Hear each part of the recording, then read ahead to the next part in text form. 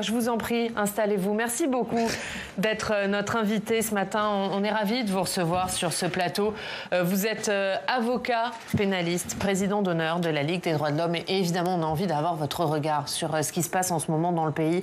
3 nuits de violence dans plusieurs villes du pays, de Marseille à Roubaix, Brest, Rouen, Tourcoing, en passant évidemment par la région francilienne et par Nanterre, après la mort de ce jeune homme tué par un tir de policier. Est-ce que pour vous, ces violences sont inévitables?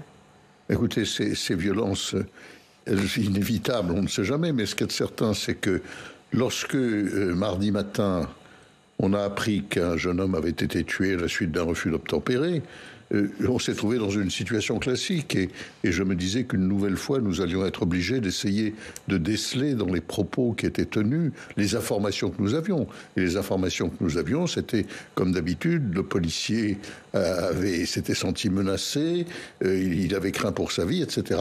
Et puis il y a eu, alors je ne sais pas ce qu'il y avait, mais enfin c'était le bruit qui en coupait plus que le bruit, c'était les informations. Et puis il y a eu brusquement la sortie de cette vidéo. Et là, ça a été un choc terrible, un choc pour nous. Il est vrai que ce gamin, ce jeune homme, tout jeune homme, tué à bout portant, c'est-à-dire que là, sur le côté d'une voiture, c'était insupportable. Les images sont insupportables. Et je connais malheureusement, nous savons bien l'extrême tension qu'il y a actuellement dans un certain nombre de quartiers. Et les quartiers, il y a des gens, les jeunes ostracisés, tout le problème des banlieues, comme on dit entre guillemets. Et nous savions qu'inéluctablement, il y avait y avoir une révolte. Ceux qui ont vu récemment le film Les Misérables, là, qui montre justement ça dans une banlieue en grande partie. Mais on avait tous le souvenir, bien entendu, des événements de 2005, de ces gosses qui avaient été brûlés. Et ça... Moi, j'ai dit, ça va arriver. Et malheureusement, c'est arrivé. Et la situation de révolte est une situation qui est très intéressante parce que le gouvernement se trouve non pas en face d'un groupe, de quelque chose qui est organisé, un peu comme c'était le cas des Gilets jaunes, mais la situation est différente. Il se trouve en face d'une immense manifestation spontanée qui a lieu partout. C'est-à-dire que c'est toute une population qui se révolte, qui se sent en situation de fraternité avec cet enfant tué et avec sa mère. Et cette espèce de solidarité générale provoque effectivement des mouvements. Or, vous savez quand... Mais solidarité générale entre qui? Est-ce que c'est une solidarité générale de la jeunesse des quartiers, ou ça va au-delà de la jeunesse va au-delà des quartiers? Non, je pense que c'est une solidarité générale de la jeunesse des quartiers qui, en plus, se trouve en face d'une opinion publique qui est quand même bouleversée par la mort de ça. Heureusement que la population est bouleversée par la mort de cet enfant. Alors à partir de ce moment-là, il y a des réactions différentes. Mais il est évident que la révolte générale de la jeunesse était quasiment une situation inéluctable. Et vous savez, la révolte, surtout la révolte dans des conditions pareilles, des gens qui ont été si longtemps secoués, ben évidemment, la révolte se nourrit elle-même. Elle se développe, c'est comme un feu, ça s'embrase et malgré tous les efforts, malgré les 40 000 policiers, etc., la révolte a été...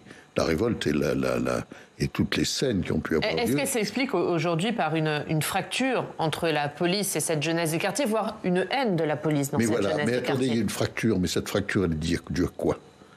Elle est due d'abord, premièrement, au fait qu'on se refuse à une politique de la ville sérieuse.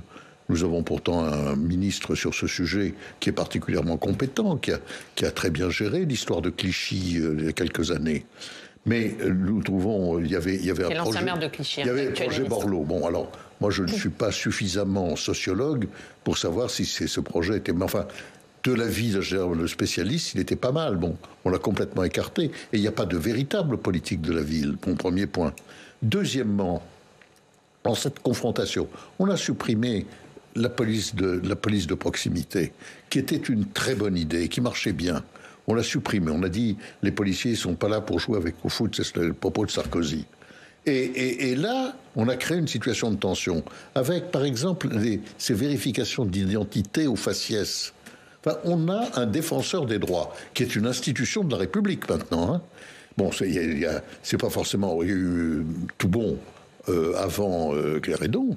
il y a eu Toubon qui tenait les mêmes propos. Et actuellement, si on lit le dernier rapport, elle attire l'attention sur les contrôles d'identité, sur la façon dont ça se passe dans les quartiers, sur les rapports qui sont les rapports de la police avec cette jeunesse. Et on sent dans son rapport tout ce qu'elle craint d'une éruption.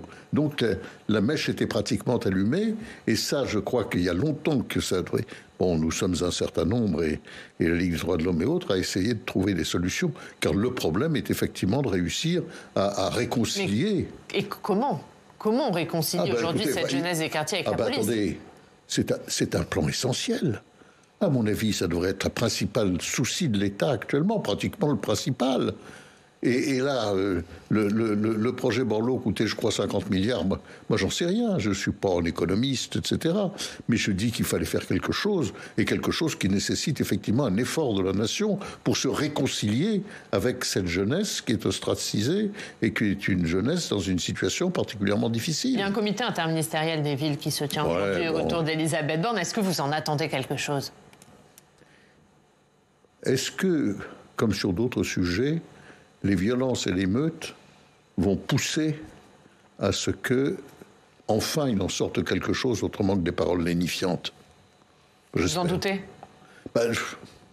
Je l'espère. Je ne peux pas faire autrement que de l'espérer. Je pense que Qu'est-ce que vous attendez comme mesure? Est-ce qu'il devrait y avoir des mesures annoncées aujourd'hui? Comme mesure, je pense qu'il faut repenser ça. Alors, il y a beaucoup d'autres mesures, en particulier sur, non pas les instructions, mais la formation de la police.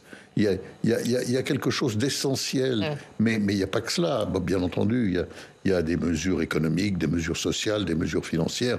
Je ne suis pas un homme politique. Je suis seulement quelqu'un qui essaye de montrer les dérives en matière de liberté.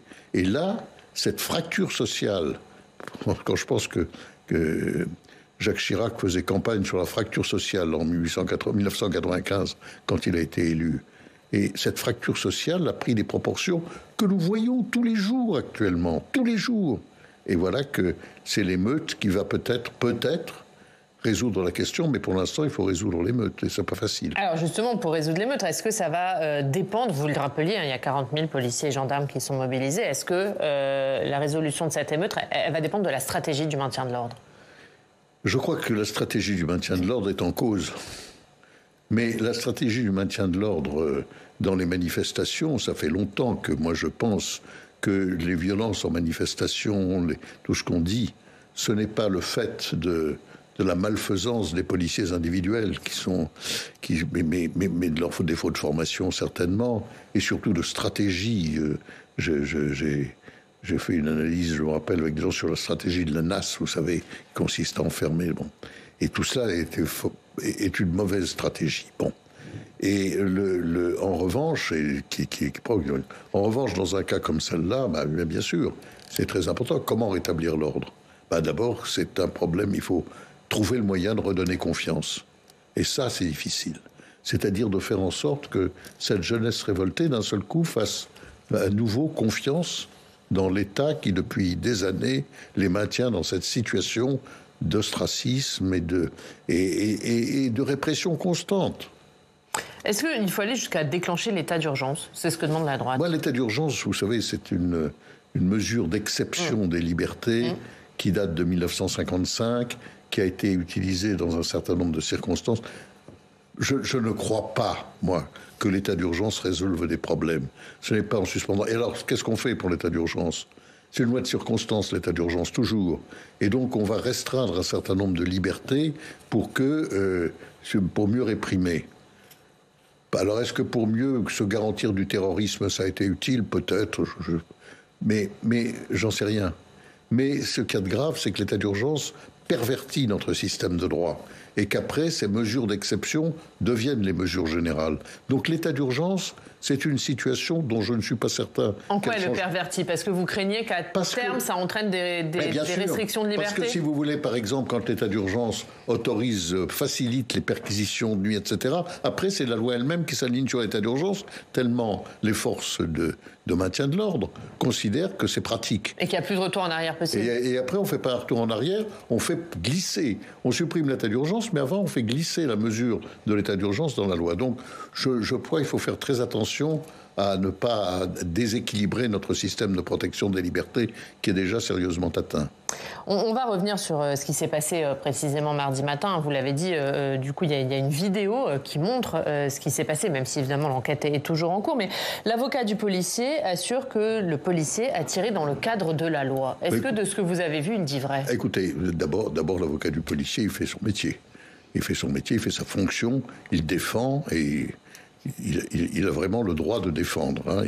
Et même, je crois que cet homme a besoin d'être défendu, c'est le moins qu'on puisse dire. Mais pour le reste, les images que nous avons vues sont des images qui sont terrifiantes. C'est-à-dire que, bon, il faudra d'autres interprétations balistiques, d'autres... Bon. Mais en fait, la version des faits que nous avons, c'est quand même que le coup de feu est parti à bout portant de la vitre gauche directement on le sait maintenant par la première expertise du corps de la victime, par le bras traversant la poitrine. Donc il a été atteint sur le côté, tiré à bout portant. Là, il y a quelque chose. Alors, il y a le son. Il y a un certain nombre de gens qui disent que les propos ont été tenus. Moi, je le dis franchement, j'ai pas réussi à percevoir le son. Bon, j'ai écouté, j'y arrive pas. Des experts vont y arriver. C'est-à-dire que les propos seront certainement décryptés. Et de ce que vous avez vu, de la manière dont le policier tenait en joue ce jeune, la manière dont il se positionnait sur la voiture, est-ce que ça correspond au cadre d'intervention réglementaire des policiers? Absolument, ça ne correspond pas au cadre. Ceci étant, notre loi est perverse. L'article 435.1, c'est une loi de 2017. Je voudrais rappeler dans 2 mots comment ça s'est passé. Vous savez, il y a eu des agressions d'une violence scandaleuse et épouvantable, notamment à Viry-Châtillon, où les policiers ont été brûlés, etc. Il y a eu une réaction très vive, très corporatiste de la police, mais compréhensible, avec des manifestations interdites. Les policiers faisant une manifestation interdite, avec certains qui avaient des masques sur la tête, c'était extraordinaire. Bon, là-dessus, l'État, le gouvernement Cazeneuve a dit il faut qu'on fasse quelque chose, et ils ont dit on va faire une loi qui va faciliter, qui va permettre de mieux caractériser les conditions sur lesquelles on peut tirer en cas de refus d'obtempérer. Une loi mal foutue, incompréhensible à première vue, mais quand même qui prévoit dans son 4e la possibilité de tirer lorsque simplement les personnes sont susceptibles par la suite de porter atteinte, etc. On va le lire juste pour que les gens comprennent bien. C'est dont les occupants sont susceptibles de perpétrer dans leur fuite des atteintes à leur vie ou à leur intégrité physique ou à celle d'autrui. Pour vous, on n'était pas dans ce cadre? Mais écoutez, le problème, c'est que nous essayons à ce moment-là d'interpréter le mot susceptible, d'interpréter les éléments qu'on a pour... Bon. Et là, il y a eu une directive de la police nationale qui est arrivée disant « Mais non, ça doit renforcer votre efficacité et surtout... vous donner une sécurité juridique. C'est-à-dire, vous pouvez y aller, vous le risquez moins, vous risquez moins. Et donc, à ce moment-là, l'ensemble des policiers s'est senti un peu désinhibé. C'est-à-dire que là, ils avaient quand même la crainte de ne pas réussir à prouver la légitime défense, ce qui est tout à fait normal. Hein. Personne ne critique le fait qu'un policier dont la vie est menacée sauve sa vie. Mais pour le reste, à partir de cette circonstance, et vous le savez, les sociologues l'ont établi, dans l'année suivante, il y a eu 40% de choses, et cette situation fait qu'en France, il y a eu l'année dernière, en 2022, 13 morts, et qu'en Allemagne, dans les mêmes circonstances, il y en a eu 1. Et encore, ces circonstances étaient très... Donc ça veut dire qu'il faut abroger cet article, c'est ce que propose la France Insoumise. Je pense vraiment qu'il faut abroger cet article, et peut-être qu'il faut rédiger la chose à nouveau. Mais le principe de la légitime défense sur la nécessité, les principes même de la légitime défense, sur la nécessité, la proportionnalité et même l'immédiateté me paraissent absolument nécessaires à réaffirmer dans la loi.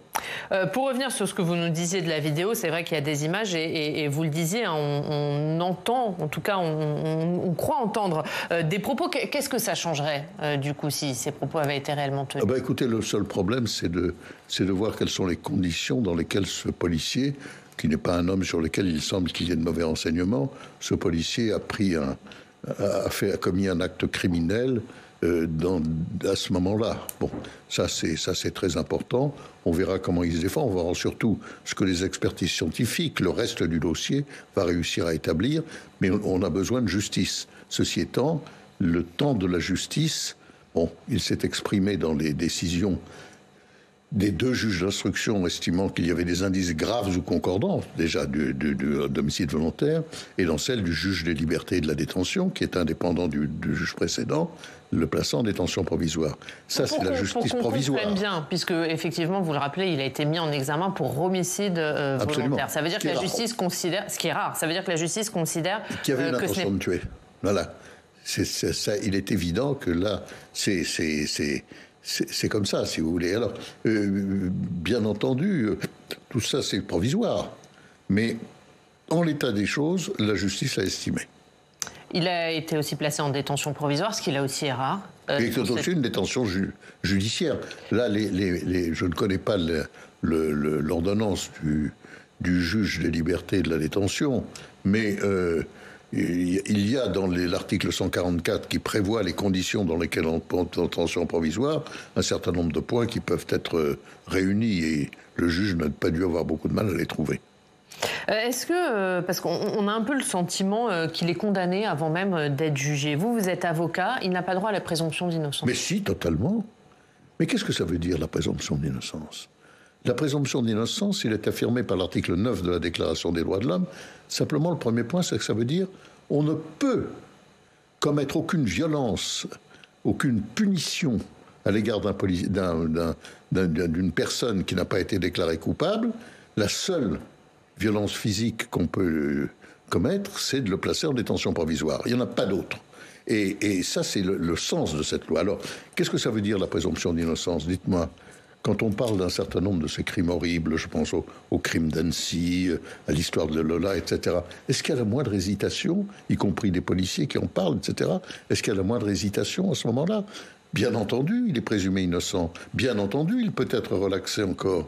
Mais bien entendu, l'opinion publique, dans un mouvement général, enfin, chaque fois qu'il y a un crime abominable, nous savons bien que l'opinion publique estime que la personne est réellement coupable. Bon, ça ne veut pas dire qu'elle sera condamnée. Ça ne veut pas dire qu'elle est coupable forcément. Ça veut dire simplement qu'en l'état actuel des indices retenus, qui ne sont pas encore tout à fait des preuves, mais des indices graves ou concordants, c'est beaucoup. Et en l'état des indices retenus, on estime que cette personne est en cause. Voilà. Et pour le reste, on ne peut pas empêcher l'opinion publique d'avoir une position. Mais est-ce que la justice peut fonctionner sereinement avec cette pression de l'opinion publique ? Mais dans toutes les affaires, vous croyez que la justice... Il n'y a peut-être pas autant de pression de l'opinion publique sur toutes les affaires et vous avez vu ce qu'elle a déclenché avec ses nuits de violence. Permettez à un vieil avocat comme moi de vous dire...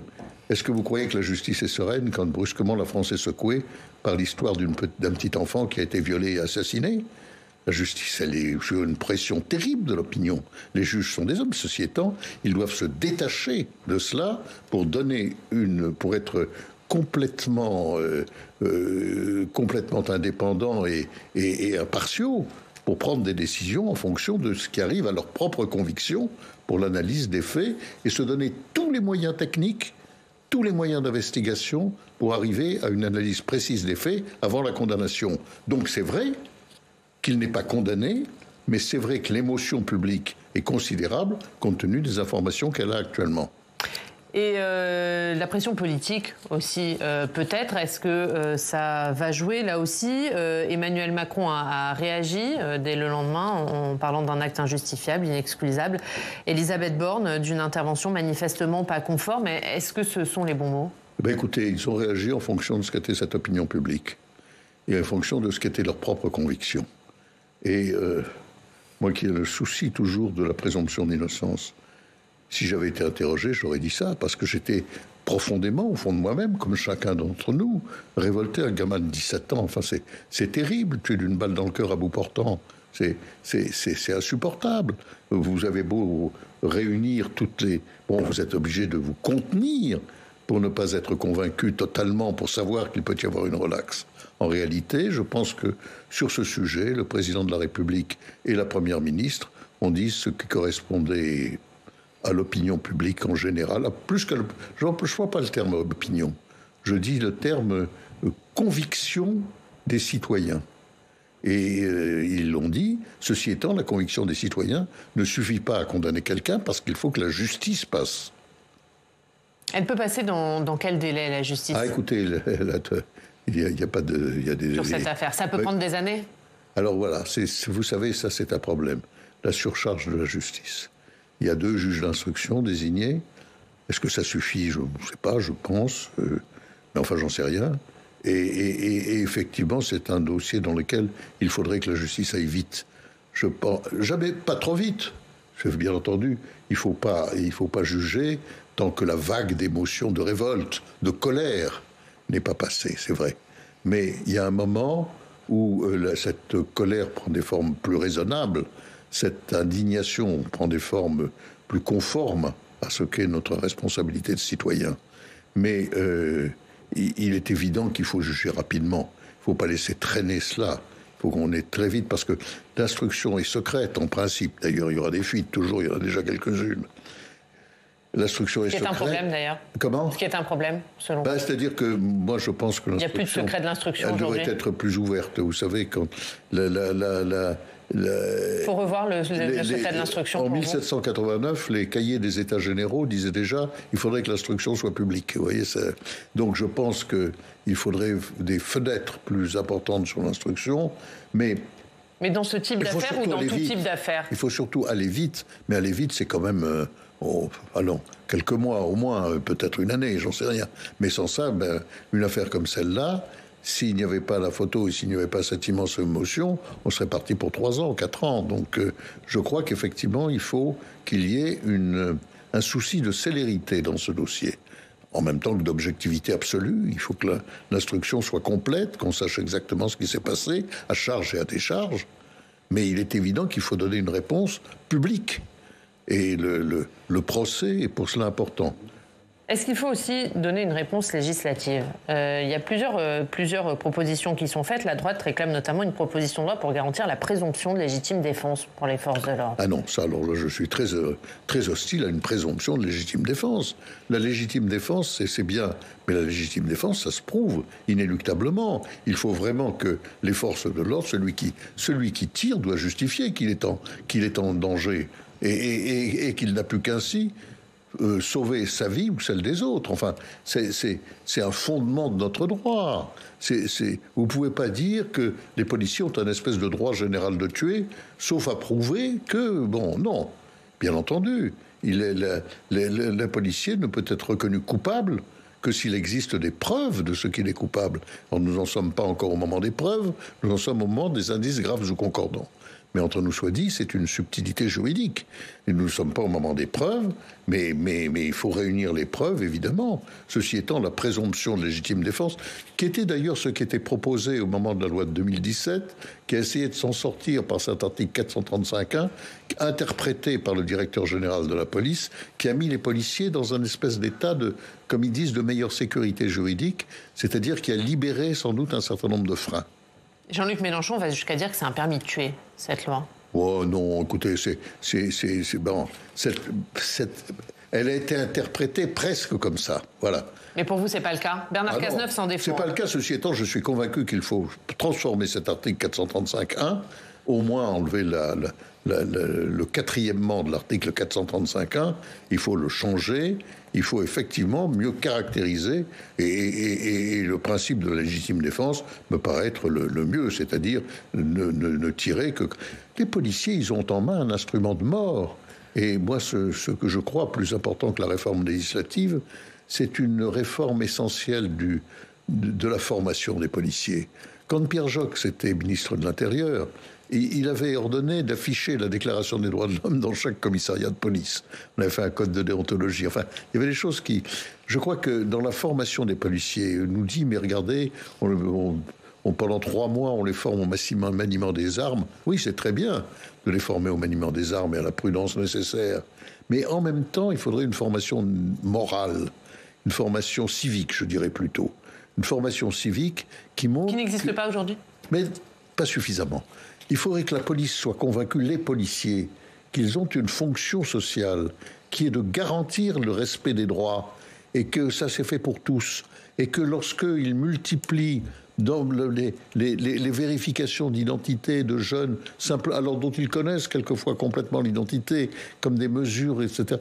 Mais écoutez, qu'on suive les recommandations du défenseur des droits. C'est une institution de la République. Ou alors qu'on dise on n'en a plus besoin, mais ça sert à quoi alors d'avoir un défenseur des droits ?